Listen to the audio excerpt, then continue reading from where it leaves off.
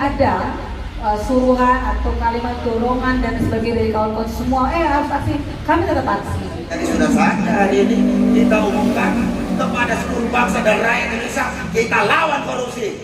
Tolong sampaikan kepada teman-teman di KPK, pimpinan Polri dan Kejaksaan, Anda serius. Kalau enggak, Anda juga bagian dari kejahatan itu, kan itu masalahnya kan itu. Doa yang tertinggi itu adalah perbuatan itu sendiri. Ya kan? Kalau host dan murid-muridnya diajarin Quran hadis, tapi dia tidak turun, tidak merdeka bangsa ini. Sekali kita melihatnya, jika Jokowi bisa mengumpulkan massa, maka kita katakan rakyat Indonesia siap kembali untuk demonstrasi. Kejadian seperti itu. Tapi kali ini membuat kita marah adalah ini nggak bisa lagi kita kalau hanya jual saja gitu. Apalagi kalau petinggi-petinggi buruh yang diam. Nah ini kita repot, ya kan? Saya berhari-hari demo sama beliau ini marah soal Omnibus Law. Tetapi mahasiswa ikut, buruh ikut. Kita masih terus beransur-ansur surut. Sebenarnya negeri kita ini memang susah. Hari ini kita akan membahas uang buruh yang dikorupsi 43 triliun. 43 triliun. Dugaannya, ya kan? Alhamdulillah setelah kita agak sewot sama Kejaksaan Agung, sudah dipanggil ya 8 orang. Buruh ini, maaf saya agak memberi sedikit panas ya. Sejak bos-bos buruh ini sebenarnya pekerjaan paling mulia di muka bumi Republik Indonesia ini. Karena yang membuat dialektika perlawanan awal terhadap kapitalisme VOC Belanda itu buruh. Bayangin nggak tanggung-tanggung tokoh buruh itu siapa? Hos Cokroaminoto, buruh bangsa kita. Agus Salim, buruh bangsa pendiri bangsa kita. Suryo Pranoto, kakak dari Ki Hajar Dewantoro, itu orangnya sih semua. Semaung, ya kan? Buruh kereta api yang di Semarang itu, PSI Merah, ini semua tokoh buruh. Ya kan? Tokoh buruh. Ini yang kemudian berdialektika menjadi lahir TNI, ya kan? Lahir dan lain sebagainya. Bahkan Hoso Menoto itu berebut soal masih aksa buruh, sampai dia harus pindah dari Surabaya ke Jogja, hanya untuk mempertahankan jangan sampai SI Merah yang dipimpin Semaun itu ngambil semua buruh-buruh kebun, ya, buruh pabrik apa dan sebagainya. Nah ini yang saya bilang. Jadi saya mau mengatakan bahwa buruh tidak bisa lagi hanya urusan soal perut. Ini rendah sekali kita ini penyadaran kita tentang buruh, ya kan? Dan buruh, stigma buruh itu adalah budak. Ini tidak bisa, ya kan? Makanya PPMI pakai pekerja, ya kan? Walaupun sebenarnya kalau kita pakai istilah buruh di luar negeri itu pekerjaan mulia karena sederajat dengan pemilik. Nah, kalau kita ini kan tidak, pemilik dengan buruh itu ya satu di kaki, satu di kepala. Ini nggak bisa. Jadi buruh sekarang ini kalau mau sadar, saya bilang sama Daeng, dia harus melakukan gerakan politik kembali seperti awalnya buruh. Buruh sebagai gerakan politik perlawanan dari penindasan. Tidak bisa lagi kita melihat buruh ini sebagai tiap tahun demo ribut soal UMR. Cilaka itu kita bangsa. Tidak, belum cerdas-cerdas kita. Nah itu yang saya tidak mau. Buruh kita harus. Dan ini kita harus kawal ini 43 triliun. Tidak bisa kita main-main. Tidak bisa kita main-main. Saya sangat bersyukur karena Sri Kandi buruh kita hadir ya. Terima kasih Mas Surya. Kita beri aplaus, ya kan? Pak Muslim Ardi, ya kan? Tokoh aksi anti korupsi dari Garpu, ya sudah hadir. Terus Pak Daeng ya, Pak Daeng ini salah satu tokoh buruh yang menurut saya itu gambaran saya seharusnya seperti inilah ini buruh, bukan main kiri kaki di sebelah sini sebelah sini gitu. Ya, ini saya senang, progresif, revolusioner gitu. Ya kan? Dan kalau ada masalah buruhnya dia turun langsung. Kalau yang satu, yang sebelah saya itu, aduh gayanya aja sudah muak saya lihat. Udah kayak boksi aja. Padahal buru gitu loh. Ya. Akhirnya kita, kemudian saya mau sampaikan juga bahwa diskusi hari kita ini seharusnya kita menghibur. Tapi saudara Yayan ini masih dalam perjalanan dari Medan ke sini ya. Ini biasanya ada semacam flu gitu loh. Ya kan? Jadi, nah saudara ini belum datang. Oh lagi di jalan. Joget, oh lagi di jalan. Jadi Joget ini mantan wartawan Tempo dan Forum ya. Dia banyak tahu tentang ekonomi, ya kan? Banyak tahu yang serem-serem. Makanya kita undang dia ngomong tentang dana itu. Nanti proyeknya nanti, kemudian Egi Sujana Maskal nanti akan menjelaskan dengan di posisi hukum, ya kan? Supaya kita ini jelas. Ini tidak bisa kita main-main, ya kan? BPJ, bansos, ini semua gila-gila ini bangsa ini. Bansos untuk orang susah dia korupsi. Yang korupsi tidak tanggung-tanggung menterinya. Ini bangsa ini. Saya kadang pernah, gak ada lagi kalian bisa mimpin bangsa ini kecuali kita ini yang hadir di Guntur aja tiap hari Jumat ini. Ya kan? Entahlah kalau Muslim di kesempatan juga melenceng juga kayak ini si Pak Harun ini bahkan temannya Dadang tuh yang tidur di situ. Gayanya udah kayak apa aja. Ntar ada yang laporin lagi saya undang-undang itu. Saya yang terhormat Bapak-Bapak Intel yang biasa hadir.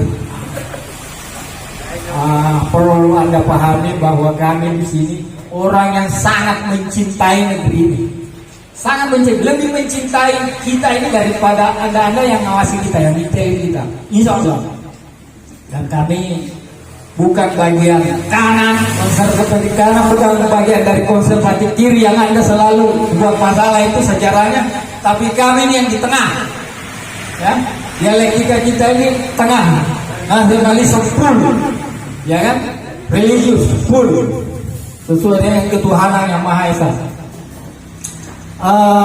Para narasumber saya ucapkan terima kasih, terus sama Mbak Sumira ya, Bang Muslim, teman saya berjuang sejak tahun 80, Bapak Daeng dan Adindaku Niko Silalahi.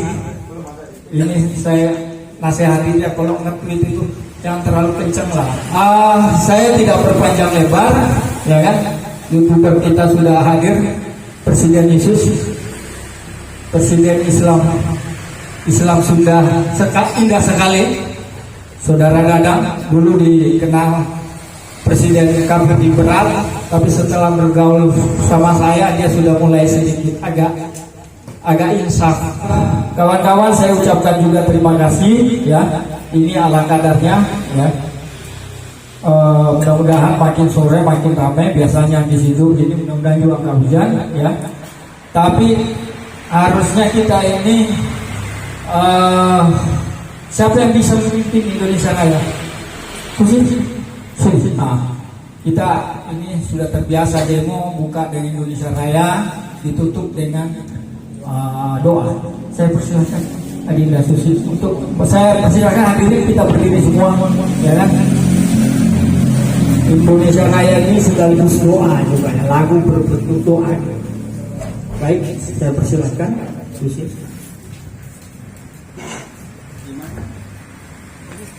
Hiduplah Indonesia Raya. Selesai. Terima kasih Mbak Susi. Oh, rupanya Ustadz kita hadir juga nih, Bung Edi. Depan dong, aduh. Saya nggak kenal karena pakai pelangkong. Baik, saya persilahkan saja. Adinda Niko memimpin jalannya diskusi ini. Terima kasih Bang Abor. Terima kasih kepada teman-teman yang hadir. Perkenalkan, namaku Niko Silalahi. Kebenaran yang tersasar di sini akibat panggilan dari Bang Abor. Dan awalnya aku nggak paham, diajak diskusi kemarin, tiba-tiba Bang Abor bilang jadi moderator. Dan inilah Sebuah kegiatan yang benar-benar kutakuti dari dulu untuk memimpin orang diskusi. Sementara aku destroyer, taunya serang sana serang sini. Jadi kalau nanti misalnya agak-agak Pak Lung, ini perdana, Mbak Mirha, Bang Muslim, Bang Daeng, ini perdana memimpin diskusi. Tapi kalau katanya memimpin aksi, senang banget. Oke, kita kembali kepada topik membongkar mega korupsi uang BPJS buruh. Dan teman-teman, hari ini uang buruh itu dicuri, uang buruh itu dirampok. Yang mana selama ini buruh udah upahnya murah, tenaganya diperas, simpanannya juga dirampok. Ini kan brengsek. Ini rejim paling brengsek yang pernah ada di muka bumi ini semenjak Indonesia merdeka. Hak buruh yang seharusnya dijaga, tapi hak buruh tersebut dirampok. Kita minta dulu tanggapannya dari Mbak Mira selaku Presiden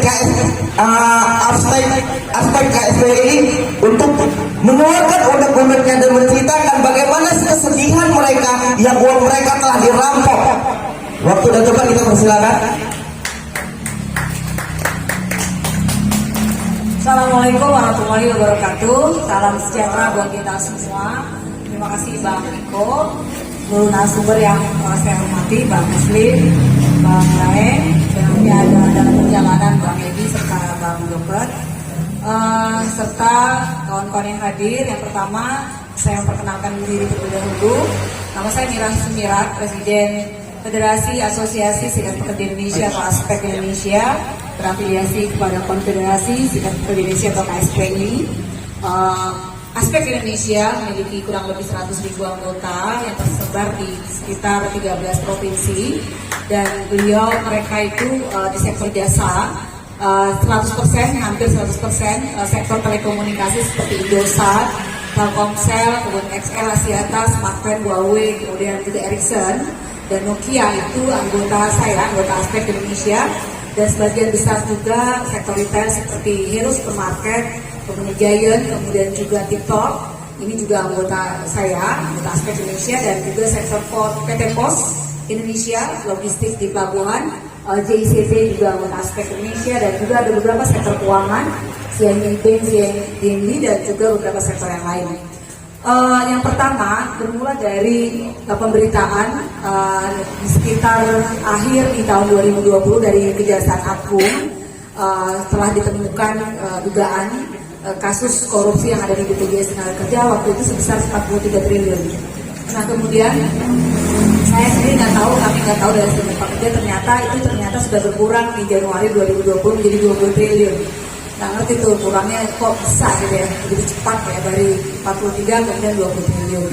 Nah terlepas daripada itu, sekedar informasi saja, serikat pekerja itu beda dengan ormas. Jadi kalau serikat pekerja itu ada undang-undangnya tersendiri, yaitu Undang-Undang 21 tahun 2000, kalau ormas ada lagi ya. Artinya gini, ketika pekerja atau buruh itu belum mendapatkan gajinya, upahnya setiap bulan, itu upahnya sudah dipotong oleh BPJS, oleh perusahaan, kemudian disetorkan kepada BPJS Ketenagakerjaan. Zaman dulu namanya Jam Sospek, kemudian beralih nama menjadi BPJS Ketenagakerjaan. Jadi ada dua BPJS, BPJS Ketenagakerjaan dan BPJS Kesehatan. Yang kita bicarakan sekarang ini BPJS Ketenagakerjaan, meskipun di BPJS Kesehatan juga banyak carut marutnya tuh. Ya nanti mungkin bisa diadakan diskusi lain ya, lain waktu. Nah, sebelum menerima upahnya, para pekerja buruh ini sudah dipotong upahnya. Jadi mereka belum dapat duitnya, mereka sudah bayar. Jadi tertib sekali. Para pekerja buruh ini sangat dipastikan tertib membayar iurannya setiap bulan.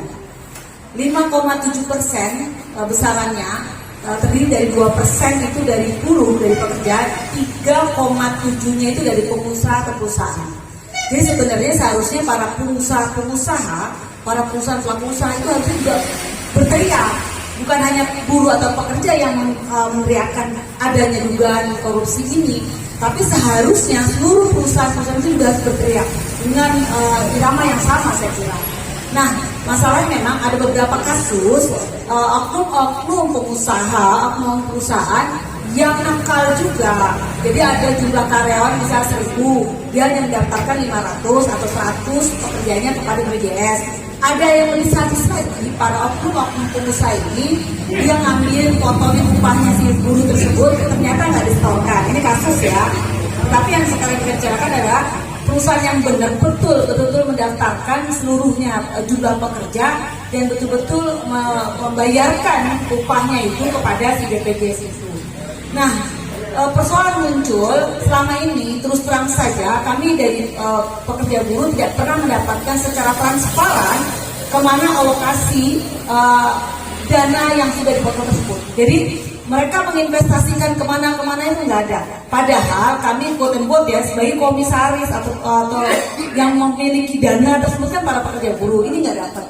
Ada memang waktu itu sebelum masuk ke era digital, mereka melaporkan yang setiap tahun tuh kalau mungkin kawan-kawan pernah menjadi pekerja atau buruh atau sekarang masih bekerja, dapat laporan yang setiap tahun tuh warna hijau.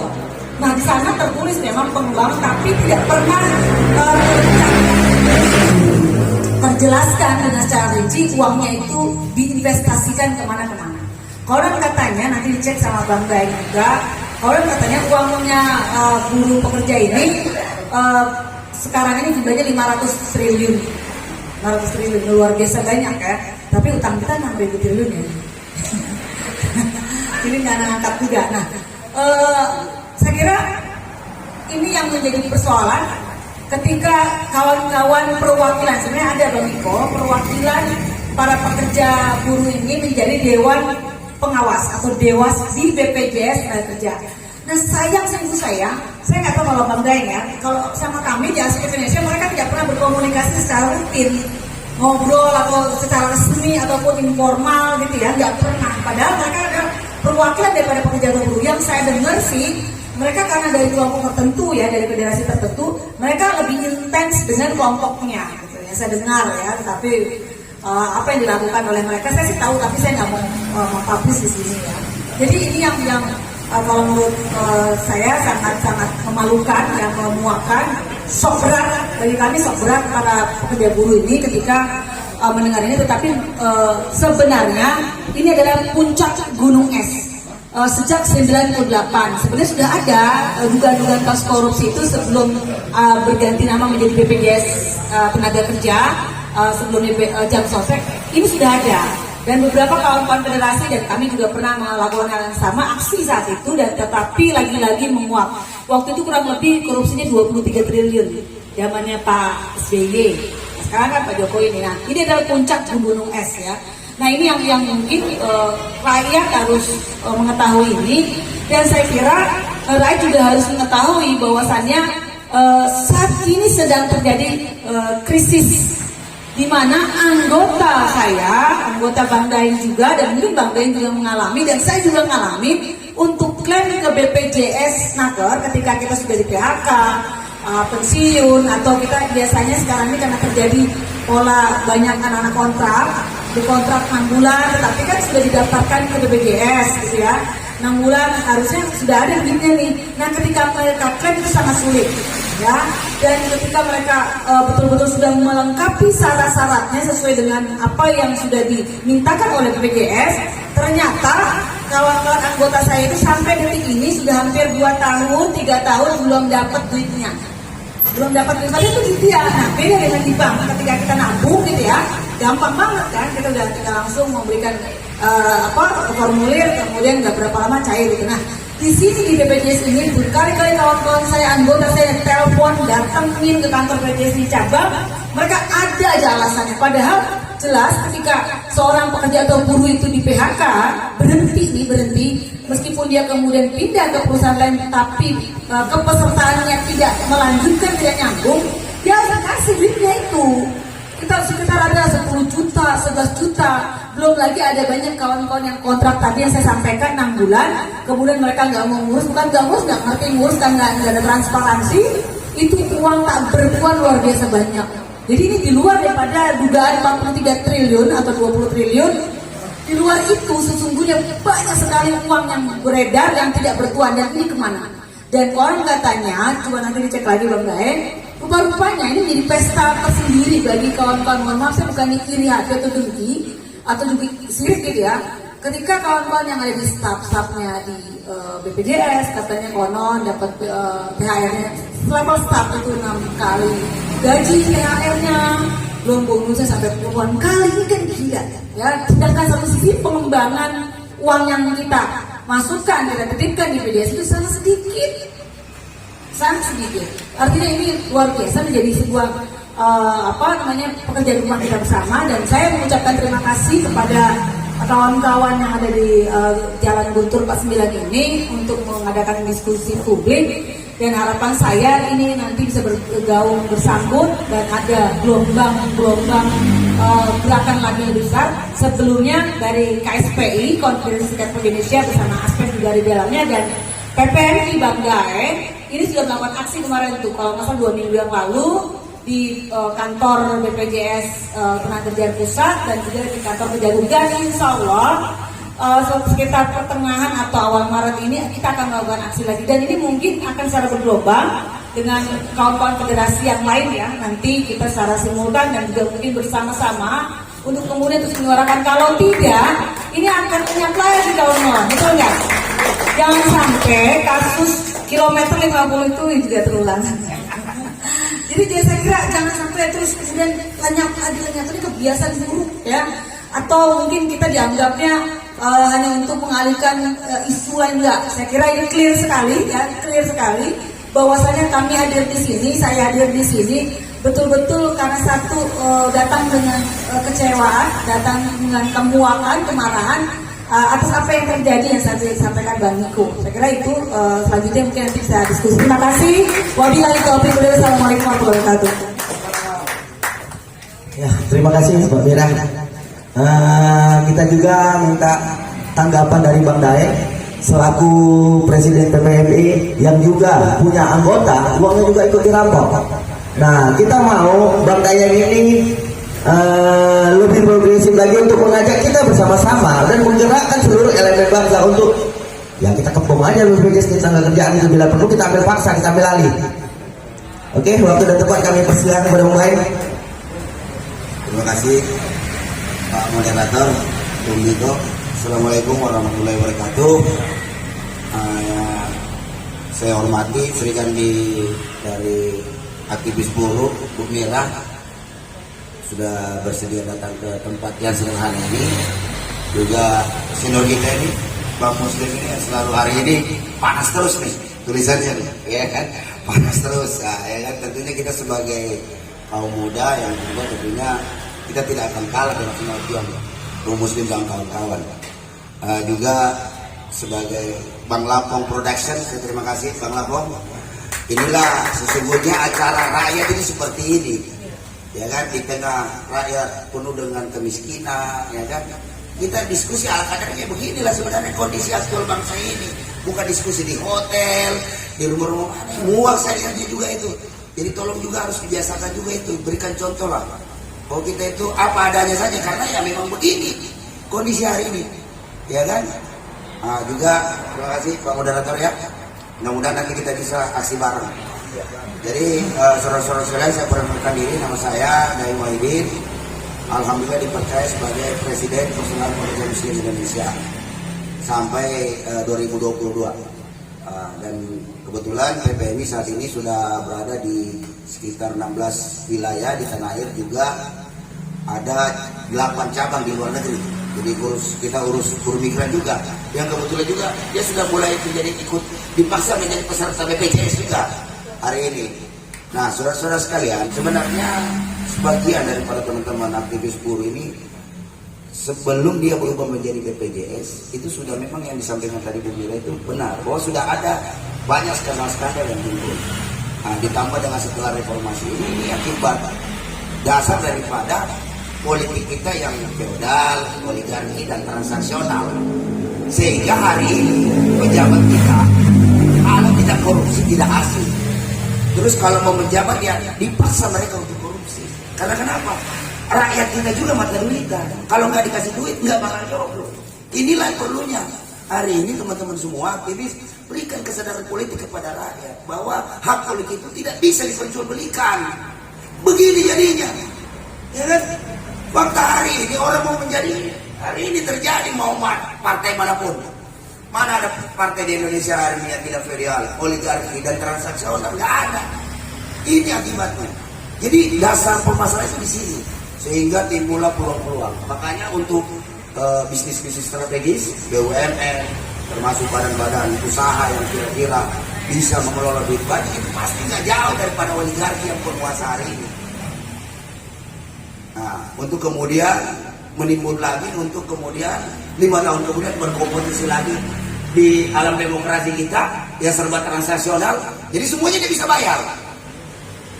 Nah, inilah yang merusak persoalan mendasar hari ini bangsa kita. Nah, kemudian selanjutnya bahwa terkait BPJS sendiri, ini kan kemarin waktu kami aksi di Kejaksaan dan di BPJS Ketenagakerjaan, kemudian dilanjutkan ke KPK. Ya kita datang hujan besar, hujan gede, ya kan? Tapi jajaran direksi dan Denwas ini tidak ada. Nah, di forum ini juga saya juga mempertanyakan, kemana itu perwakilan pekerja yang ada di Dewan Pengawas BPJS? Fungsi mereka apa? Kami tahu, seperti yang disampaikan pemerintah tadi, gaji mereka itu 20 kali atau bahkan 30 kali jumlah UMR tertinggi di Indonesia itu di Kabupaten Karawang 4,7 itu 20 kali. Ratusan juta mereka dapat setiap bulan. Belum tunjangan, belum bonus. Bonusnya tadi bisa sampai berapa kali gitu kan? Setiap tahun. Sementara kami sendiri yang kerja di pabrik, paling bonus paling tinggi, saya sendiri tempat saya paling 1,5 kali gaji. Ya kan? Nah, belum lagi tunjangan kiri kanan yang mereka dapatkan ratusan juta. Dengan harapan ngurus di buruh nih hari ini, ya kan? Kita tidak pernah protes untuk hal itu karena mungkin kita anggap juga ya sudahlah, itu kan mekanisme kebijakan internal secara corporate, ya. Nah, silakan. Tapi dengan harapan lu benar-benar urus deh nih uang buruh, karena BPJS ini adalah 100% punya buruh, uang buruh yang diserahkan kepada pemerintah untuk dikelola, ya kan? Dan kami inilah mewakili pemilik saham seluruh Indonesia hari ini bersuara, kenapa sampai ada korupsi sebesar 43 triliun. Ini jumlah yang sangat besar, 43 triliun. Bunganya di bank 1% itu 430 miliar. Kalau jadi paket sembako itu berapa paket? Berapa banyak orang yang bisa dikasih makan? 430 miliar, berapa gedung sekolah yang bisa dibangun? Berapa sekolah-sekolah untuk anak-anak buruh hari ini bisa dibangunkan? Jujur aja hari ini dengan mulai kita terungkapnya oleh kejaksaan yang mulai dari pengumuman ketika tanggal 18 Januari 2021 kejaksaan melakukan penggeledahan di kantor BPJS. Nah, itu membuka tabir, mulai membuka tabir. Kemarin kami ya karena prinsip hukum di Indonesia kan praduga tak bersalah, gitu kan? Ya kita curiga sangat curiga mulai daripada kondisi-kondisi di BPJS sudah dibuktikan dan diperjelas oleh kejaksaan. Jadi kita juga terima kasih ya kepada pihak penyidik Kejaksaan Agung yang berani membongkar ini. Nah, untuk itu kita semua ya kan bersama-sama ayo kita mengawal mega korupsi ini benar-benar diusut tuntas. Kasus-kasus besar seperti ini tiba-tiba menguap aja, kita nggak tahu. Nah, kenapa kami konsen turun tiba-tiba langsung PPMI mengambil inisiatif setelah kami rapat internal untuk melakukan aksi ke Kejaksaan Agung dan BPJS dan KPK karena ada statement daripada Kejaksaan Agung yang disampaikan tadi Mira, temuan awal 43 triliun kemudian turun menjadi 20 triliun dengan alasan bahwa biasa perdagangan pasar modal. Nah, itu kan berfluktuasi Pak, namanya juga dagang bisa saja minta untuk ya kalau rugi 10 juta, 20 juta, bahkan 500 juta mungkin kita toleransi. Lah ini kerugiannya 43 triliun. Ya kan? Lah terus analisis keuangannya BPJS ngapain aja tuh? 43 triliun jebol kayak begitu. Ini justru menurut kami adalah perampokan yang sistematis. Dikemas dengan pasar modal supaya nyolongnya legal. Enak aja. Gak ada cerita. Pokoknya buruh harus lawan, ini gak bisa. Ini buruh juga bukan. Nah, ini juga ini terus bekerja ini lengkap di sektor mereka itu lengkap. Bu Mira di sektor jasanya, belum lagi teman-teman yang di perbankan, belum lagi teman-teman yang ada di mana ini semua, karena mulai dari jabatan direktur sampai tukang sapu itu adalah pekerja. Karena esensi yang dimaksud pekerja adalah siapapun orang yang menerima upah atau setiap bulan atau ibarat dari bentuk lain. Nah, jadi hari ini seluruh, terutama di pabrik-pabrik ya, jajaran direksi, maaf nih yang lokal, sampai juga sekarang mendukung aksi ini, minta diusut tuntas BPJS ini karena uang mereka. Ya kalau mungkin kami ini yang buru-buru yang middle, misalnya supervisor, ya mungkin puluhan juta ya, tapi bagi direktur manajer ini ratusan juta Bu. Di dalam ini, ya mereka sekarang ya udah silahkan kalian aksi. Kata kita dukunglah, itu uang saya juga. Ya kan, ada yang sebagian sadar, ada juga yang masih harus memberikan penyadaran. Nah maka dalam forum ini kita sampaikan, suarakan bahwa ini bukan hanya sekedar uang buruh, tapi uang seluruh rakyat. Setidak-tidaknya Bung Niko misalnya punya ponakan kan kerja di pabrik, duit itu juga, ya kan? Nah itu harus kita bantu, berikan kesadaran kepada seluruh rakyat bahwa ini bukan semua persoalan BPJS. Selain itu kita tidak bisa juga teman-teman buruh merasa hari ini tidak harus ego sektoral ya. Ada dana bansos, ada dana asabri, ada dana jiwasraya, ya kan? Ya saya pikir kalau dana asabri kan itu dana TNI Polri. Saya pikir ya coba Pak Polisi, Pak TNI berpikir waras lah, duit Anda digarong, masa cicing wae, ya kan? Ya kan, kita dukung nih sekarang, ya kan? Jadi tidak perlu lagi ada segala macam banyak alasan. Sekarang kalau duit Anda jelas-jelas dirampok, masa Anda harus diam saja? Ya, jadi kita harapkan juga teman-teman ada mahasiswa, ya kan? Minimal orang tuanya juga buruh ya, duit orang tuanya itu lagi dirampok. Jangan Anda diam saja, Anda itu kuliah dari jajan dari orang tua. Anda durhaka nanti sama orang tua, nggak bantu orang tua. Jadi kita dorong juga teman-teman mahasiswa, ayo sama-sama bergerak. Ini saja kita berantas korupsi di Republik Indonesia. Ini momentum dahsyat karena semua elemen yang punya potensi-potensi ini lagi digarong besar-besaran. Kita tidak boleh diam hari ini. Makanya saya terus gaungkan kepada teman-teman baik dalam dan di luar negeri untuk gaungkan ini. Dan acara hari ini pun digaungkan, lari mungkin ada yang live streaming di Taichung, Taiwan. Juga teman-teman di Kuala Lumpur lagi ada. Nah itu sudahlah. Kita harus sampaikan kepada dunia bahwa memang Indonesia sangat koruptor. Rakyat harus bangkit melawan, basmi koruptor sampai ke akarnya. Nah, selain itu korupsi mega korupsi ini yang paling miris ini adalah dana bantuan sosial COVID-19 ini. Kemarin dapat informasi ya dari dari Kementerian, informasi dari Bu Mira bahwa paket buruh itu ada 500.000 paket. Nah, yang terserah cuma 10.000, jadi 490.000 paket ini kemana? Awas, kita jaya, awas ini Kementerian Tenaga Kerja. Sebentar lagi kita geruduk, pasti. Saya pastikan akan geruduk Kementerian Tenaga Kerja.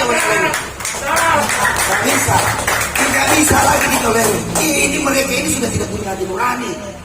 Ya kan, di tengah kondisi COVID-19 banyak anggota kami dirumahkan, banyak yang di PHK, banyak yang upahnya dipotong, banyak yang disuruh isolasi mandiri, banyak yang disuruh rapid test, swab test, semuanya pakai uang buruh itu sendiri. Giliran dapat bantuan sosial dari negara, dari pemerintah, mana dikorupsi. Ini benar-benar sudah bejat ya, lebih bejat daripada iblis. Iblis tidak korupsi, iblis durhaka kepada Allah karena dia tidak tunduk kepada Adam. Tapi iblis tidak korupsi lah, ini korupsi warna ini lebih bejat daripada iblis. Nah, jadi ini harus kita benar-benar, saya jujur aja bahwa tidak ada mal bagi bulan, ya kan, bagi para koruptor ini. Nah, kemarin ada santer dari informasi dari sekjen saya, kebetulan hari ini berangkat ke Malaysia juga, katanya ini juga bukan 43 T, tapi sekitar yang dimaksudkan Bu Mira 20 T, ya kan? Ya emang kalau duit lu dikembaliin terus kita maafin gitu, tidak ada maaf bagimu. Yang begini-begini tidak boleh dimaafkan, karena akan menjadi jurisprudensi, menjadi buruk generasi kita yang akan datang. Jadi sudah saatnya hari ini kita umumkan kepada seluruh bangsa dan rakyat Indonesia, kita lawan korupsi sampai tuntas. Demikian dari saya. Terima kasih. Assalamualaikum warahmatullahi wabarakatuh. Terima kasih Bang Daeng. Kita dapat 2 poin bahwa pimpinan-pimpinan buruh hari ini sudah gerak. Tapi yang ada di sini, kita nggak tahu pimpinan-pimpinan buruh yang ada di sebelah sana yang masih dalam kubu-kubuan. Karena kita tahu ada pimpinan-pimpinan buruh yang menjadi pengawas di BPJS Kesehatan, terutama yang dulu katanya yang dukung. Kita tahu, bahkan kita juga punya nama siapa saja yang ada di sana, kita juga punya nama. Tapi kan gak etis kita sebut nama kawan-kawan kita. Yang kita pertanyakan, yang dipertanyakan oleh teman-teman di sini adalah ngapain mereka di sana? Apakah mereka cuma makan gaji buta? Ataukah mereka menjadi bagian dari perampok uang-uang buruh ini? Ini yang harus kita lawan. Meskipun mereka kawan kita, tapi ketika mereka membiarkan perampokan terjadi di hadapan kita, maka itu akan menjadi lawan kita. Betul tidak? Nah, kita minta juga lagi Bang Muslim untuk menyampaikannya. Apa sih undang-undang yang terjadi dari aktivitas anti korupsi ini? Yang kita tahu di BPJS Kesehatan, di BPJS ini, perampokan uang BPJS ini sudah dipanggil saksi-saksi, tapi hingga detik ini belum satu pun yang jadi tersangkanya. Maka kita minta bagaimana dorongannya Bang Muslim? Waktu dan tempat kami persilakan. Saya berdiri ya. Bismillahirrahmanirrahim. Assalamualaikum warahmatullahi wabarakatuh. Mbak Mira yang saya hormati dan saya sayangi. Ya, mulai Mas Niko, Bung Niko. Adik, tapi kan Bung milik kedua. Ya, Bung Lapong, ini masalah serius. Saudara sekalian, pertama saya mendukung pernyataan Agus Raharjo, mantan Ketua KPK, agar koruptor bansos dihukum mati. Setuju? Nah, jadi hari ini kita minta supaya Juliari dan semua koruptor bansos itu dihukum mati. Ya. Kenapa? Itu tadi uang orang miskin saja dimakan, kemudian uang buruh pun dimakan. Jadi saya pikir saya setuju, saya sependapat agar bagaimana supaya buruh ini turun rame-rame ke jalan, ya kan, dari seluruh pelosok tanah air sampai ke luar negeri memprotes. Kenapa? Atas izin siapa mereka memainkan itu di bursa efek sehingga rugi sampai puluhan triliun. Dulu saya ingat Direktur Bank Iskandarinata, nah, Diki Iskandarinata. Diki itu juga memainkan uang seperti ini. Ya, jadi saya kira nggak usah lama-lama, minggu depan bila perlu aksi untuk segera ditangkap. Ini tangkap aja. Jadi datang ke kejaksaan, datang ke KPK, datang ke kepolisian untuk minta supaya mereka ditangkap sekaligus dicegat ke luar negeri, ya, supaya konkret dia, ya kan? Nah itu yang pertama. Yang kedua, budaya korupsi ini sudah menjadi wabah yang luar biasa. Misalnya begini, wabah dalam arti bahwa mendukung seorang presiden itu tidak boleh ada oligarki. Oligarki misalnya begini, oligarki itu para pengusaha berkumpul, kemudian memberikan dana-dana untuk kemudian menyetor dana-dana itu ke tim Pilpres. Akhirnya kemudian ini kan secara otomatis presiden terpilih pasti dia berhutang budi kepada pengusaha-pengusaha itu. Contoh misalnya, sampai hari ini saya belum pernah DPR sendiri mempersoalkan Pak Jokowi terpilih karena didukung para pengusaha. Saya kira Ahok ngomong begitu itu dia pasti dia punya alasan yang kuat. Nah, oleh sebab itu mulai hari ini kita tidak lagi membiarkan pembudayaan atau memiara ini oligarki dengan cara para pengusaha-pengusaha itu memberikan duit yang sebesar-besarnya untuk mendukung calon presiden sehingga kemudian mereka menjadi sebuah berita kekuasaan antara oligarki di dalamnya kekuasaan penguasa dan penguasa dan pengusaha. Nah, kenapa? Bagaimana kita bisa melihat kasus Gibran di Solo misalnya? Sampai hari ini pun akhirnya ya menguap begitu saja. Jadi saya kira hari ini tolong saudara-saudara Intel, jangan curigai kami. Kalau nggak ada kami, Republik ini tenggelam. Kenapa? Kami tidak digaji, DPR digaji, tapi hari ini apa? Kita belum pernah, misalnya DPR bercerita, belum pernah sampai detik ini Saya yang mendengar dari teman-teman kemarin, kebetulan mereka teman-teman PPI demo saya di Bandung. Kalau nggak saya katakan itu, Bung Apung. Iya. Kenapa demikian? Karena kita prihatin. Bagaimana buruh yang sudah begitu susah, gajinya susah, ya gajinya sedikit, ya kan? Kemudian uangnya, ini kejahatan luar biasa ini. Saya pikir ini perlu dihukum mati seperti ini kan? Kenapa? Mereka-mereka ini kan tidak punya moral. Betul tadi itu. Ini lebih dari setan. Lebih dari iblis ini sebetulnya seperti ini. Kan dia nggak punya apa? Dia nggak punya beban. Nah, oleh sebab itu setelah tertangkapnya Mensos yang nyolong itu uang-uang bansos, nah tabriknya segera tangkap ini pimpinan pimpinan BPJS yang ini bagaimanapun ada faktor setengah nggak bisa dianggap ini alasan bahwa rugi karena permainan falas. Siapa yang suruh mereka mainkan uang untuk falas? Kan masalahnya kan itu. Atau bisa bernyangka, nggak ada itu, bohong semuanya itu. Yang kedua, yang ketiga, ini kan kita juga hari ini memberikan dukungan kepada KPK. Teman-teman media tolong catat agar supaya KPK, kemarin kan ada demo ke KPK mendukung supaya ditangkap kalau tidak salah Herman Heri.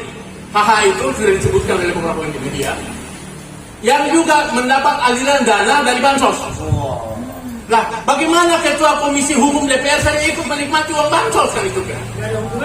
Nah, tidak ada. Kemudian wakil ketua komisi 8 DPR, Yunus kalau nggak salah itu ya disebutkan itu, juga menerima ini. Bagaimana DPR yang menjadi wakil rakyat harus mengelola ini distribusi uang bansos untuk rakyat, malah ikut makan. Bahkan saya dengar lagi ada salah satu wakil ketua komisi 8 Aceh itu kalau tidak salah, juga sama. Karena ada salah satu bupati di Bandung dia dikasih 2 miliar dari si Aceh. Bayangkan saja. Jadi uang ini jadi uang orang susah, orang miskin jadi bancakan. Bupati, anggota-anggota dewan dan lain sebagainya. Jadi hari ini kita bikin pernyataan kita dukung hukuman mati. Nggak ada itu, nggak ada kompromi, hukuman mati. Dan kita dukung kepada KPK, kepolisian dan kejaksaan. Kami ini cinta Republik ini. Jadi kalau kalian tidak kerja tidak benar, mendingan kalian berhenti, gitu loh. Ya daripada kemudian kalian, contoh misalnya begini, masa itu gedung kejaksaan terbakar hanya karena alasan itu untuk rokok, ini kan nggak masuk di akal ini. Ini negeri apa gitu, seperti ini. Nah begitu juga misalnya kepolisian, kita dukung pernyataan Kapolri agar mengusut tuntas teman-teman yang terbunuh oleh kepolisian di Kilometer 50. Jangan hanya sekedar karena ini Kapolri baru kemudian nyenangin rakyat, ya kan? Nggak ada itu. Kalau misalnya ini dibawa ke mahkamah internasional, rejim ini pasti kena. Kenapa? Penjara. Presiden kena, kepala kepolisian kena, semua kita pimpinan negara pasti kena. Nah, jadi saya kira tentang korupsi ini, saya kira ini kejahatan luar biasa.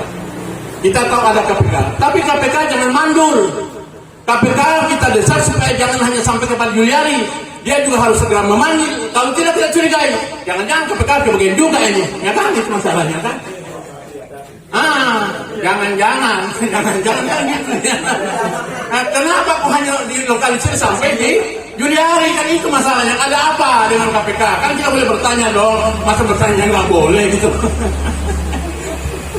Ya, kan Pak Jokowi suruh kita kritik kan gitu ya kan? Kita kritik dan saya kira kritik ini kan masa negeri ini orang bertanya sih ditangkap, ya sudah lah. Ya amat lah kita negeri ini kan itu masalahnya kan. Nah, jadi saya kira begini kan. Persoalan bagaimana aliran-aliran dana korupsi ini saya kira baik di BPJS, baik di Bansos, baik di Jiwasraya, di Asabri, dan satunya lagi adalah dana haji yang digunakan untuk bangun infrastruktur jalan tol. Ini kan kacau akibat orang yang beli haji, termasuk keluarga saya. Ini kan kacau ini, gitu loh. Nah ini kan nggak boleh, itu dana titipan. Orang kumpulin uang, ada yang jadi buruh, ada yang jual pisang goreng, kumpul uang bertahun-tahun, kemudian daftar tunggunya 10-20 tahun, uang itu dipakai bangun infrastruktur, dia tidak pernah nikmati jalan itu. Kacau ini kan masalahnya. Dan saya kira tahun ini pun, kemarin itu katanya, gagal jemaah haji berangkat itu alasannya COVID. Padahal usul bukan. Pemerintah tidak bisa, nggak ada uang untuk membayar ongkos poin hakik yang apa pemerintah Arab Saudi. Ini kan kejahatan juga ini masalahnya kan. Dengan enaknya misalnya, dengan enaknya Ma'ruf Amin mengatakan saya yang tanda tangan itu. Bagaimana itu? Emang orang-orang yang berikan uang kepada Pak Kiai Ma'ruf Amin itu sudah memberikan mandat. Silakan uang itu dipakai untuk bangun jalan tol. Kan tidak, sekarang ini jalan tol sepi, bisnis infrastruktur sepi. Terus kapan kembalikan uang sekitar 38 triliun itu? Jadi bagaimana kalau musibah tidak berhenti? Biasanya kalau habis musibah itu berhenti hujan, kan gitu ya kan? Ini hujan terus menerus. Jakarta banjir, Anies iskat. Kan kemudian Semarang banjir, Ganda dibiarin. Negeri apa kan masalahnya kan? Jadi saya kira, jelas sekalian, kita marah, kita wajib marah. Kenapa? Kalau kita tidak biarkan korupsi dan kejahatan-kejahatan tentang uang-uang sosial dan sebagainya ini tidak ada hukum keras, ini nanti akan dianggap biasa. Bayangkan saja, dulu kita dengar senturi berapa itu? 8,7 triliun kita sudah wah luar biasa. Sekarang 43 triliun bayangin aja. Lah, ini kan mestinya kan luar biasa nih kelihatannya. Jadi saya kira hari ini tolong saudara-saudara Intel, tolong sampaikan kepada teman-teman di KPK, pimpinan Polri dan Kejaksaan, Anda serius. Kalau nggak, Anda juga bagian dari kejahatan itu, kan itu masalahnya kan itu. Dan saran tulisan saya bahwa 2 tahun di periode kedua pemerintahan Jokowi ini, prestasi terbesar itu adalah Jokowi memelihara korupsi. Dan apa tidak harus tindakan tegas? Dia memperlemah KPK dengan membuat RUU sehingga KPK menjadi mandul, kan itu masalahnya kan. Nah, jadi saya kira itu. Jadi hari ini salah satu tugas ideologi kami adalah kami ini cinta negeri ini. Kami mendukung, mendesak kepada KPK, kepada kepolisian dan kepada kejaksaan agar supaya apa yang kami ceritakan ini jangan hanya kami teriak di sini, jangan hanya kami teriak di jalan, jangan hanya muncul di medsos. Karena apa? Media-media mainstream kan sudah dibayar kelihatannya. Dia nggak mau itu, meskipun ada Kompas TV, meskipun kemarin ada Kompas TV, lumayan kan daripada yang lain nggak mau, ya kan? Nah, jadi saya kira itu teman-teman media, saya pikir apa yang kami sampaikan tulis apa adanya, gitu loh, ya kan?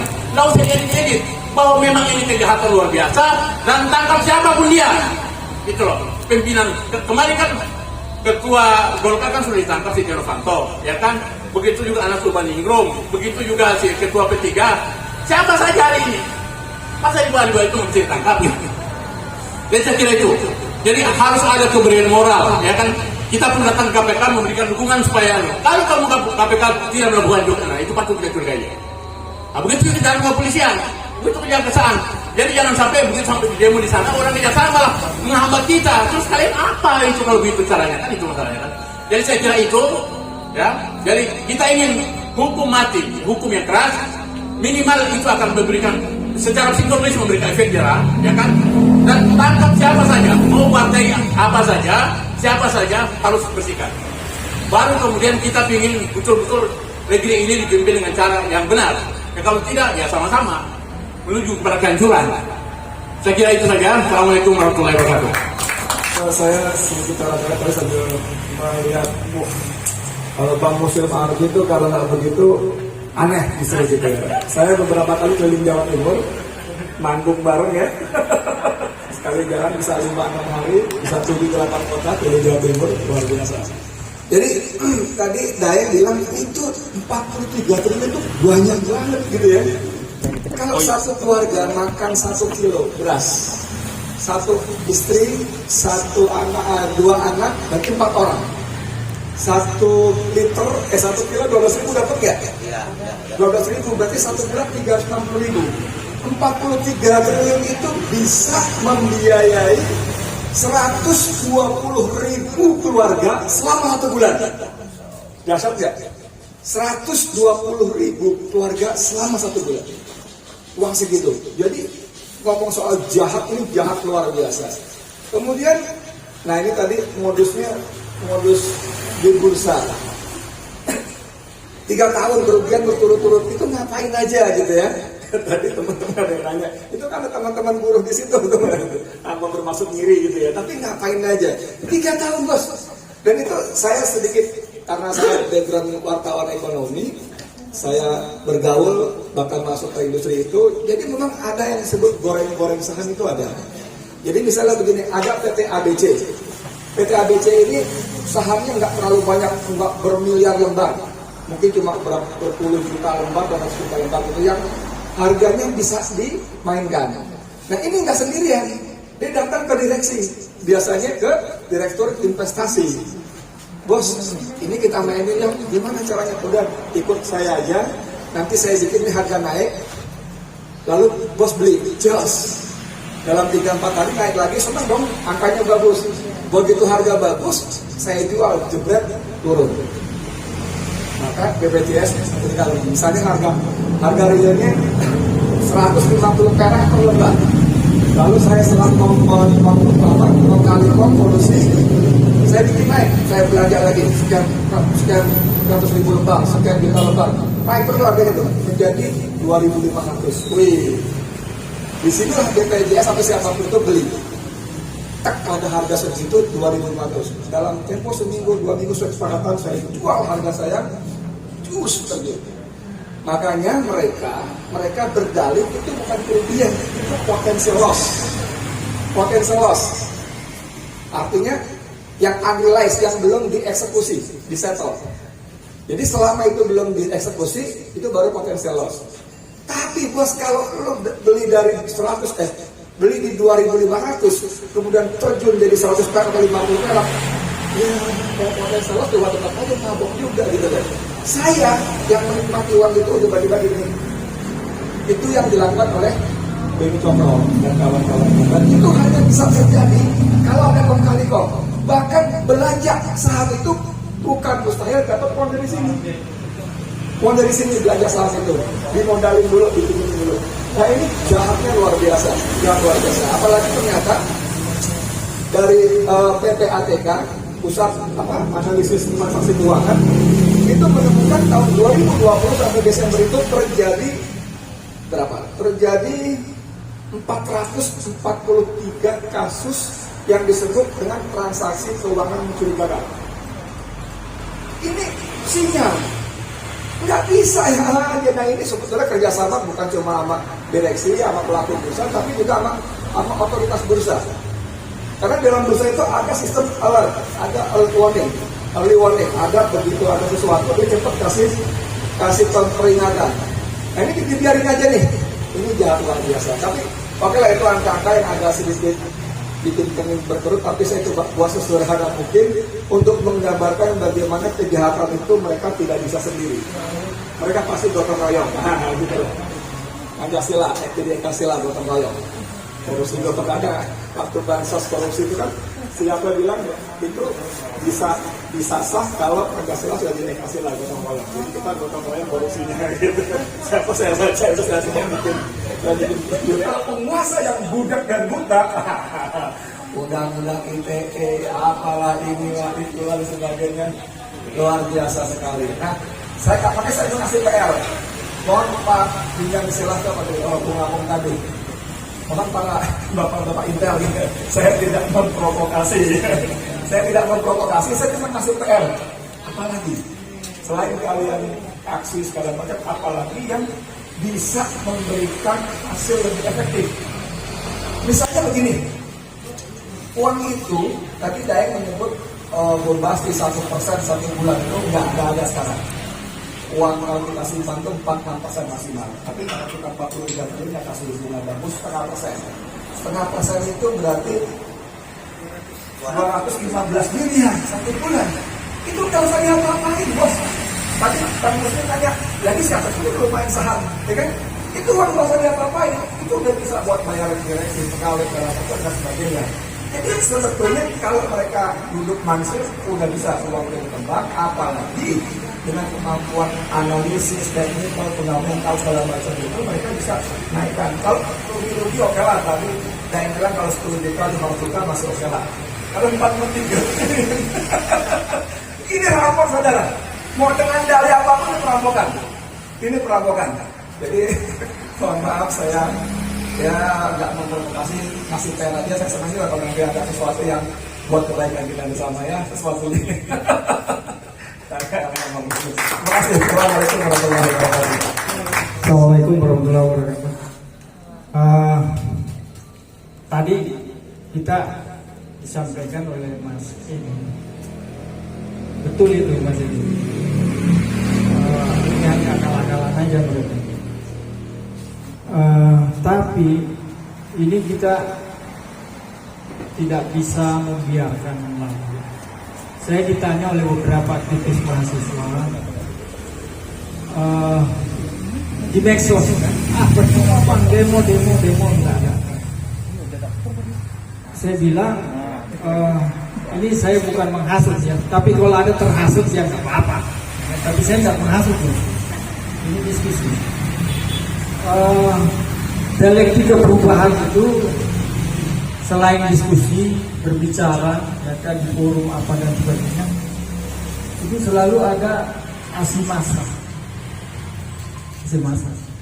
Bung Karno jatuh karena aksi massa. Ya. Belanda terusir karena aksi massa. Cuma aksi massa ada yang baca berdiri, ada yang baca turun, dipentungin. Tapi tetap aja dia. Pak Harto jatuh karena aksi massa. Jadi aksi massa itu nanti ada momentum di mana orang merasa semua, wah ini bahaya, kantong saya bahaya, isi perut saya bahaya, anak saya bahaya. Ya kayak krisis 98. Ya kan, Bung Edi dan kawan-kawan turun karena ada krisis. Coba kalau tidak ada krisis, atau itu bahaya jasanya dibuat menjadi krisis, tidak ada yang turun. Jadi saya bilang sama Daya, kalau Anda takut dengan undang-undang IT, ya Anda buat dari undang dong. Kalau aksi massa turun, tidak ada undang-undang IT, ya kan? Nah sekarang kita syukur Presiden mau dikritik, ya kan? Kapolri-nya sudah nggak mau persoalkan soal undang-undang IT, DPR-nya sudah mulai panas juga mau merevisi. Tapi itu kita tidak bisa. Enough. Anda harus turun, ya kan? Di sini ada mahasiswa kemarin bilang, Bang, saya untuk dia. Anda mau sedikit mau banyak, tapi kalau itu berkali-kali terstruktur sistem dan masif, itu luar biasa. Jadi dulu waktu PPN turun, dah ada yang turun kan? Nanti setelah kita 3 kali turun baru turun. Nah itu. Jadi doa itu, ini ada Ustadz yang di sini. Doa yang tertinggi itu adalah perbuatan itu sendiri. Ya kan? Kalau host dan murid-muridnya diajarin Quran hadis, tapi dia tidak turun, tidak merdeka bangsa ini.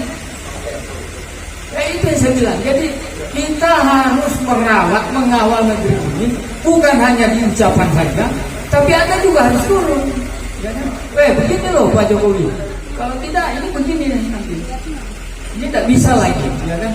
Karena, ini Safi Marif bilang, saya sanksi 2045 masih ada bangsanya apa enggak? Loh ini bukan main-main, Safi Marif yang ngomong Buya.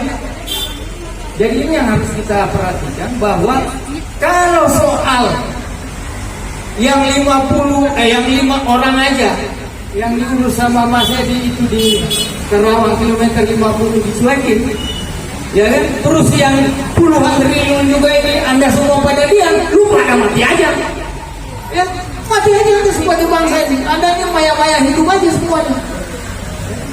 Ini tidak bisa kita bilang. Anda harus bilang di depan siapapun, di depannya Edi, di depannya Hendro, di depannya siapapun. Pak ini tidak bisa ini. Dialektika Anda keliru untuk merawat bangsa ini. Anda tidak bisa begini. Kita tahu modal Intel itu kayak apa, bermain soal bank. Kita tahu, kita 40 tahun jadi aktivis ini. Udah hafal kita. Tapi Anda keliru, Anda salah. Sama dengan dulu waktu tahun 80. Kita kritik itu asas tunggal, akhirnya kita menang kan? Orang semua diam. Kita lawan Soeharto sampai Tamsilin Rundang kawan-kawan masuk hutan itu, ya kan? Walaupun kemudian juga terlibat miring-miring gitu kan. Nah ini tidak bisa. Buruh Anda ini ada 180 juta kurang lebih. Anda hanya tinggal diam. Anda sampai anak cucu aja urusan perut aja. Tidak pernah bisa punya mobil, tidak pernah bisa punya anak sekolah juga keluar negeri atau di mana gitu.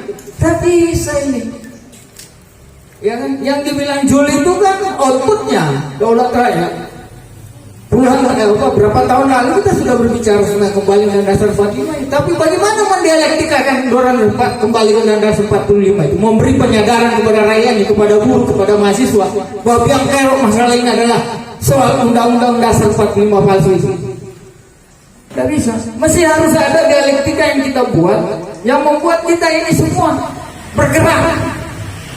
Kita tidak mau jatuhkan pemerintah ini. Kalau pemerintah ini mau benar, setuju nggak, Bang Edi? Bung Edi, setuju lah. Agama kita mengajarkan kita berbelas kasih kok. Berbelas kasih. Nabi itu setelah belakangan aja, setelah dia diintercept terus menerus di akhirnya hijrah, sudah hijrah pun mau dibunuh, terpaksa melawan. Jadi tidak bisa, ada harus turun. Apalagi yang punya masa aksi, saya perintahkan Anda turun. Ada perjuangan yang instan gitu loh. Jangan, kalau tidak Anda menjadi bangsa yang basi. Ini karena apa? Karena tidak hadir keadilan itu.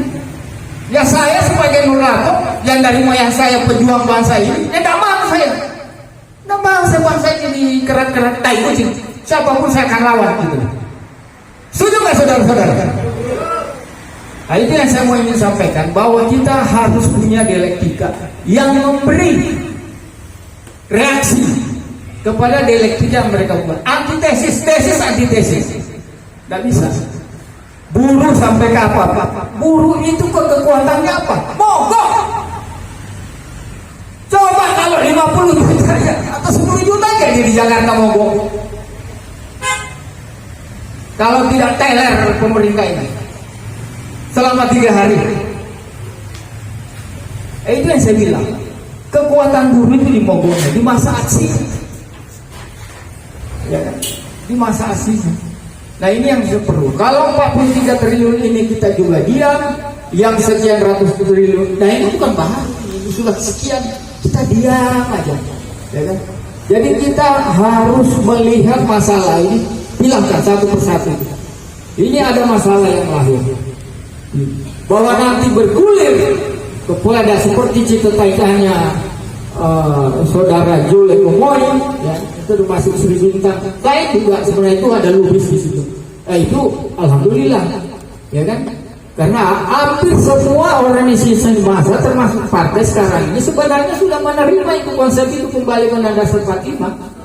Nah, cuma ada Deponding Padar, New Deponding Padar, kawan-kawan kita ini, Amin Rais JS tidak mau juga, karena ini kebanggaan juga bagi mereka, bahwa mereka jadi Deponding Padar Undang-Undang Dasar 45 palsu menurut Dr. Jule Komoy. Tidak mau juga, saya debat sama mereka, hanya satu yang mau, yang namanya buat Bawasir.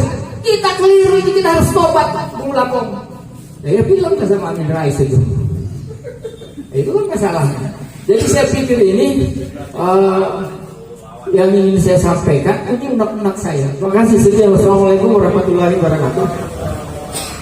Kita pernah ada kasus skandal korupsi, yaitu Senturi, yang demonya berbulan-bulan, yang pansusnya berbulan-bulan, itu cuma 6,7 T. Nah di rejim hari ini itu ada korupsinya BPJS, ada bansos, ada asabi, ada tasbih, dan ada yang lain-lainnya. Itu udah gila-gilaan, tapi kita cuma diam. Dulu waktu aku di Medan, aku bermimpi asal lihat Mbak Mira di TV. Pintar banget Mbak ini, kapan dia bisa satu panggung? Tapi hari ini dijawab mimpi itu, bisa satu panggung dengan Mbak Mira. Nah di panggung ini juga aku bermimpi kapan ya bisa aksi bareng satu panggung dengan Mbak Mira. Kita lakukan totalitas, kita aksi mogok besar-besaran. Kita bukan menurunkan Jokowi, tapi kalau aksi itu nanti berdampak pada gulingnya kekuasaan, biarlah sejarah yang mencatat perjuangan itu, kawan-kawan. Untuk itu kita minta Mbak Mira tanggapannya. Saya luruskan juga ada kawan-kawan yang di sini. Mereka semua tidak dalam konteks untuk memprovokasi, karena memang saya dapat saya mengikuti sebagian lah ya dari media, dari kawan-kawan yang menjadi pengacaranya Pak Saganda menganggap bahwasannya beliau ada memprovokasi sehingga tercipta aksi di Plaza di tanggal 8-9 itu. Saya tegaskan sekali lagi bahwasannya tidak ada atau tidak ada cuitan atau tulisan dari Saganda ke siapapun tadi. Kami para buruh pekerja itu tetap aksi gitu loh. Jadi kami tetap provokasi. Jadi saya meluruskan ada atau tidak ada suruhan atau kalimat dorongan dan sebagainya dari kawan-kawan semua. Harus aksi. Kami tetap aksi. Nah untuk itu ada beberapa rencana-rencana, tetapi tentu kami tidak bisa mengeksplor di sini karena kami memang sangat terbatas ya. Kita sudah punya rencana-rencana itu terkait apa yang harus dilakukan. Tadi cita-cita Bang Riko kapan aksi bareng. Saya insya Allah setiap ketidakadilan ada di situ, saya hadir di situ untuk meluruskan, menegakkan keadilan insya Allah. Mulai dari kasus 411, kalau tidak salah saya juga kena gas air mata, saya juga aksi dan memimpin misalnya juga, tapi bersama kawan-kawan PPNI bersama Gerakan Pekerja Muslim Indonesia, saya sebagai presidiumnya, kemudian di selanjutnya terus menerus di beberapa aksi sudah aksi insya Allah. Kalau saya berkomitmen ya Bang Daeng, kita sudah punya sebuah rencana, kita akan aksi berkolaborasi dan harapan saya Bang Niko bisa join nanti ya. Ada beberapa federasi loh, ini federasi, jadi banyak federasi yang sudah mau join dan besar-besar, jadi bukan konfederasi tapi federasi ya. Nanti namanya akan kita launching ya bersama-sama untuk mengawal bukan hanya korupsi, dugaan korupsi di BPJS Ketenagakerjaan, tetapi Jiwasraya, Asabri dan Bansos yang tadi kurang ajar itu ya. Saya kira ini tidak bisa dibiarkan, tapi saya luruskan sekali lagi, saya juga ngomong sama Bang Daeng dan kawan-kawan pimpinan federasi, sama sekali kita tidak ada urusannya dengan Pak Jokowi, nggak ada, clear. Ini gerakan murni bahwasanya ada situasi yang sangat-sangat jahat, ini adalah tragedi kemanusiaan. Kalau tadi disampaikan katanya bahwasannya ini ada ekses, itu mah beda lagi Bang, beda lagi gitu lah. Jadi artinya kami ada niat di sini untuk justru membantu para pemimpin negeri ini supaya tidak kena musibah atau kena ajab. Justru itu kita bantu. Kalau kita mendiamkan, tadi kata Dr. Jul kalau tidak salah, kita kayak atau Bang Lapo tadi bilang kita kayak mayat hidup aja nih. Justru kalau kita diam, kawan-kawan diam, justru kalau dengan namanya turunnya ajab itu kan nggak mandang-mandang orang baik orang jahat, semuanya kena. Artinya saya justru ingin membangkitkan siapapun itu yang ini sekarang sudah lelah berjuang, sudah itu kayaknya aksi terus nggak ada hasilnya, atau kawan-kawan adik-adik mahasiswa, saya insya Allah ya, saya kira jangan berputus asa, jangan kemudian patah arah, teruslah berusaha, teruslah berjuang meskipun kamu sendirian. Saya kira gunakan seluruh kemampuan kawan-kawan sepanjang kita punya niat tulus. Memang kita, saya masih belum percaya Bang Niko terkait dengan ada komitmen dari beberapa petinggi di Polri atau siapapun presiden kita untuk merevisi undang-undang ITE dengan maksud gitu ya untuk mengamankan dan kutip kawan-kawan atau rakyat Indonesia yang ngapa-ngapain gitu supaya tidak langsung ditahan. Saya sih nggak percaya, mungkin itu hanya untuk mengamankan kelompoknya saja, tetapi lagi-lagi hal itu tidak menjadikan kita kemudian terhalang langkah kita. Saya kira sepanjang negeri ini ada, sepanjang kita punya niat untuk menegakkan negeri ini masih bisa berdiri gitu ya, saya kira kawan-kawan harus terus melakukan perjuangan apapun itu ya, gunakan itu. Dan kita mungkin 1, 2 orang, 6 orang, 10 orang nanti akan bergelombang kok. Saya yakin ini tinggal nunggu waktu saja.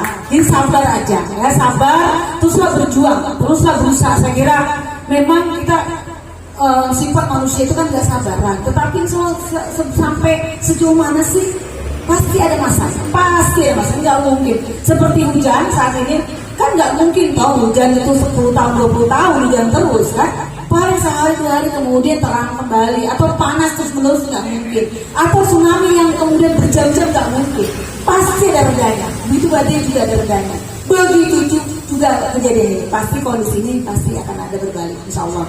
Dan mudah-mudahan Tuhan yang Maha Kuasa Allah Subhanahu Wa Taala meridhoi langkah kita, insya Allah. Begini. Terima kasih Mbak Mira atas jawabannya. Kita minta Dae untuk menambahkan. Terkait masalah pertanyaan tadi bahwa saya hanya melengkapi saja bahwa terkait masalah BPJS kita juga harus menyatukan 3 institusi dalam hal mengusut tuntas kasus ini. Maka kita harus berikan dukungan moral sekuat-kuatnya kepada kejaksaan, pihak kepolisian maupun KPK itu sendiri untuk bersinergi dan saling mensupervisi satu dengan yang lain. Karena inilah institusi yang dapat mengungkap kasus korupsi, mega korupsi. Nah, sehingga tragedi kemuliaan hari ini ya kan, bisa diungkap ke publik dan diberikan hukuman yang seberat-beratnya.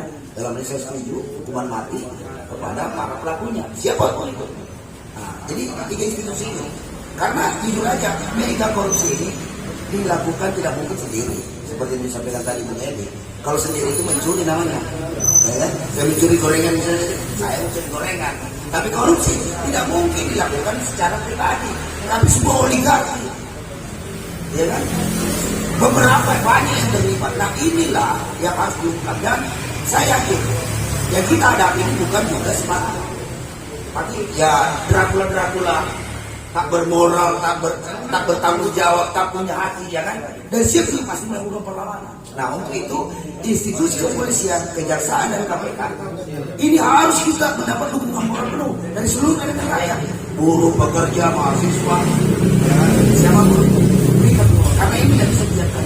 Sekali dibiarkan maka negara ini pasti akan hancur. Hancur sehancur-hancurnya. Karena tidak mungkin dimanapun negara dunia ini, negara itu bisa berjaya, berdaulat, bisa diakui. Kalau dia korupsi nggak ada itu, nggak ada. Pelihara korupsi negaranya jadi maju nggak ada. Bisa dicari seluruh dunia. Nah, dalam hal ini juga sekaligus juga buat teman-teman pejuang ini kita lakukan secara terukur tentunya, ya kan? Fasenya, tahapannya. Seperti tadi mohon bersabar karena teman-teman juga insya Allah beberapa teman-teman federasi sudah siap menyatukan visi dan misinya ke depan untuk gempur habis-habisan ini persoalan ini agar benar-benar dituntaskan oleh institusi terkait. Siapapun itu. Kalau misalnya sekarang kan kita mega korupsi BPJS, ditandai kejaksaan, kami tidak menginginkan dia kepolisian maupun KPK itu dia juga, tapi justru ikut mendukung, melakukan supervisi. Nah, apabila 3 institusi ini sudah bersama-sama bekerja sama, berkolaborasi mengungkap kasus ini, dan lantas kasus itu tetap tidak bisa terungkap, berarti ada something wrong, berarti ada yang mengendalikan di atas ketiga institusi ini. Siapa itu? Nah, itu biarkan nanti sejarah yang menjawabnya. Begitu maksudnya, bos. Nah, jadi sekaligus juga para pejuang-pejuang rakyat ini, saya hanya mengingatkan saja ketika kita berjuang perlu dengan kesabaran. Anggaplah ini sebagai ladang amal kita buat kita nanti. Nah, mengutip pernyataan Kiai bahwa jangan kau kejar dunia. Kalau kau kejar dunia pasti kau tidak dapat. Kalaupun kau dapat ini tidak banyak. Kalaupun banyak pasti kau tidak puas. Kalaupun kamu puas itu tidak selamanya. Ya kan? Saya sebentar. Nah, tapi kalau kau kejar akhirat pasti kau dapat. Sudah pula kau dapat, jumlahnya banyak.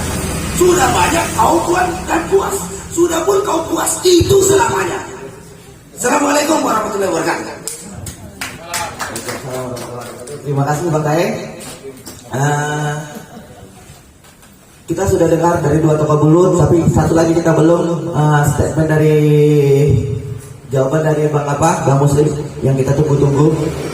Karena membongkar mega korupsi ini sangat berat. Seperti yang dibilang Bang Dae, kita harus menyatukan 3 institusi, kepolisian, kejaksaan, dan juga KPK. Tapi kita tahu ketiga institusi ini syarat dengan kepentingan, syarat dengan intrik-intrik politik di dalamnya. Makanya bagaimana gerakan rakyat nih mengawal 3 institusi ini, gerakan rakyat nih mendorong 3 institusi ini supaya bisa melepaskan diri mereka dari kepentingan-kepentingan elitis, kepentingan-kepentingan parpol yang bercokol di dalam itu. Mungkin Bang Muslim bisa menambahkan? Baik, sebetulnya begini, kalau BPJS 43T ini menurut saya ya, sebagaimana dulu Senturi, tangkap dulu mereka. Itu dulu. Tangkap dulu, karena dulu itu si Dirut Senturi itu langsung ditangkap. Begitu ditangkap, dulu juga di Istana Renata sama itu. Nah jadi tekanannya itu tangkap mereka, nanti akan bisa terkuak semua itu. Tangkap dulu mereka semua. Karena kan buruh punya uang kan tidak memberikan amanah kepada mereka untuk main bursa, kan itu masalahnya kan. Siapa yang suruh mereka main bursa? Akhirnya kan jadi, bayangin saja uang sekian ini, ya kan, kalau untuk kesejahteraan, untuk apa dan lain sebagainya dengan buruh kan itu masalahnya. Jadi menurut saya, konkretnya tangkap dulu, itu satu. Nah, kemudian yang kedua, terkait dengan bansos, ya kan, korupsi bansos itu jangan dilokalisir hanya sampai Juliari. Karena kemarin itu kan Rocky Gerung juga ngomong, ya kan, banyak media juga ngomong, ada Madame di situ. Ada Madame, ada Palura. Kenapa nggak sampai di Madame sama Palura? Apakah kemudian kuping-kuping intelijen atau tangan-tangan penyelidik itu nggak nyampe? Itu masalahnya kan. Nah ini yang menjadi soal itu loh. Nah, kalau sudah begitu terus ngapain kita ini? Kan itu masalahnya kan. Kita teriak sampai pingsan pun, tetap nggak selesai. Contoh, Harun Masiku misalnya kan. Sampai hari ini itu kemana itu makhluk itu kan? Nah, contoh. Nah itu masalah. Nah itu dia. Apakah dihilangkan, dilenyapkan? Kita nggak tahu kan itu masalahnya kan. Nah, jadi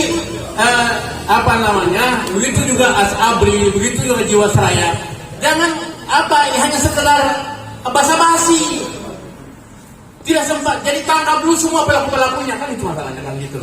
Tanya ini. Siapa sebetulnya yang suruh keliling? Contoh misalnya penuntasan 16 kali itu. Siapa yang suruh nembak itu?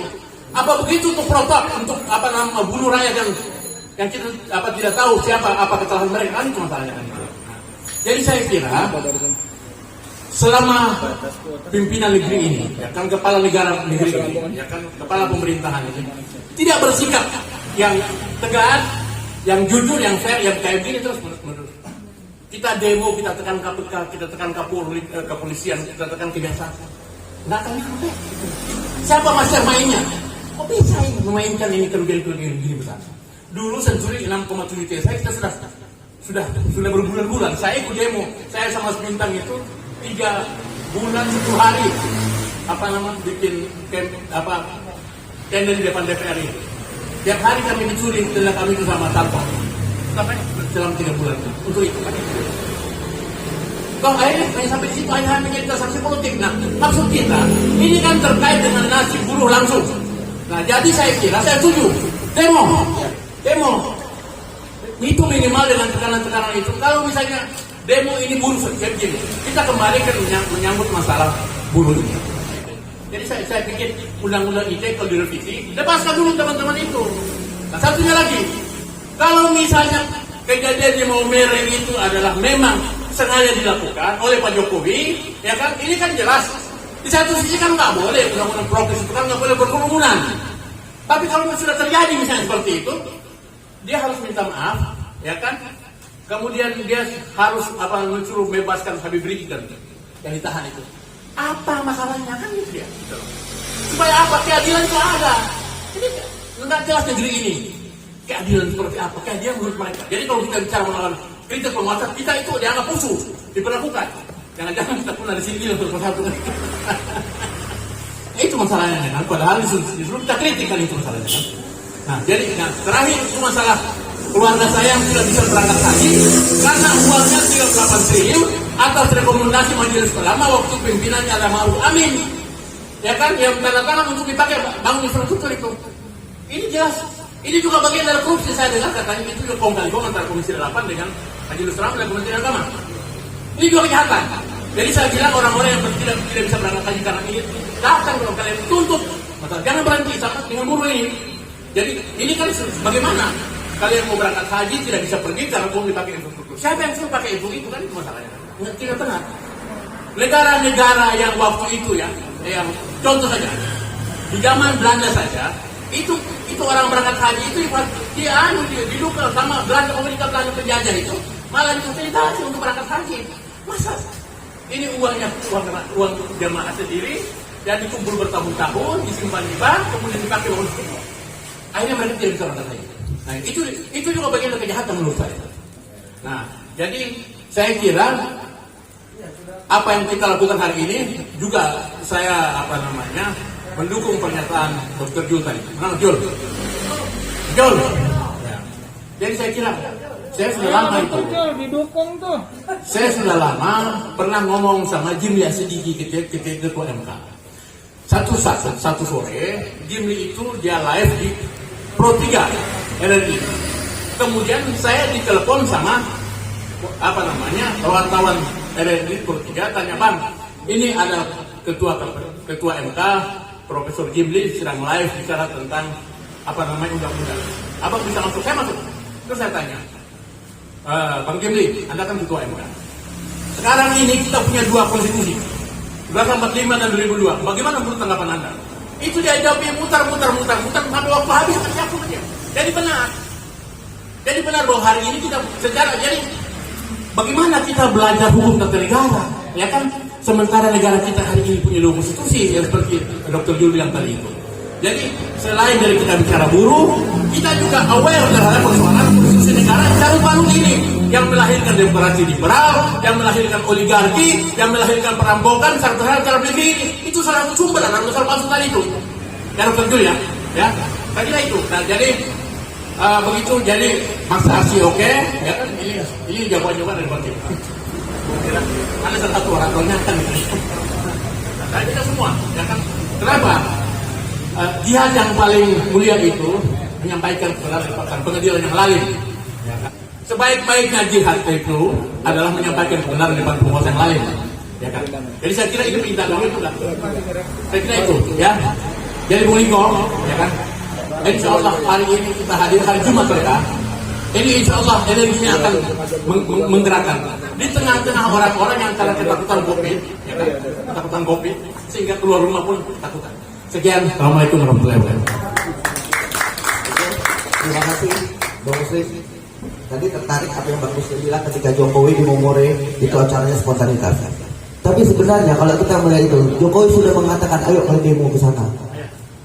Dia aja bisa bebas mengumpulkan masa kita nggak boleh lah, dia kita bayar, masa kita Tuhan nggak boleh demo mengumpulkan masa. Ini yang harus kita lihat kejeliannya. Kalau Jokowi tidak ditangkap, kalau Jokowi tidak ditindak mengumpul melanggar protokol kesehatan, berarti protokol kesehatan itu sudah tidak ada di negeri ini lagi. Itu logika yang harus kita tangkap. Jangan bilang itu acara spontanitas. Tidak ada yang namanya kegiatan presiden itu spontanitas. Semua ada teknis, percuma ada pas pampres, percuma ada protokol. Ini yang harus jeli kita melihatnya. Jika Jokowi bisa mengumpulkan massa, maka kita katakan rakyat Indonesia siap kembali untuk demonstrasi. Oke, sekian dan terima kasih kepada panitia. Kami serahkan waktu dan tempat, dan mungkin ada teman-teman pers, teman-teman media untuk mewawancarai para narasumber kami. Kami berikan waktu dan ruangnya. Sekian dan terima kasih. Salam dari saya, Niko Silalahi. Membongkar mega korupsi, uang BPJS buruh 43 triliun, mengawal tragedi kemanusiaan mega korupsi, BPJS, Bansos, Jiwasraya, dan Asabri di Kejaksaan Agung dan KPK. Tangkap tuntas semua yang terlibat. Dan pernyataan kita adalah tangkap seluruh pelaku. Edo Mega, Edo Lulu, Edo Mahasiswa.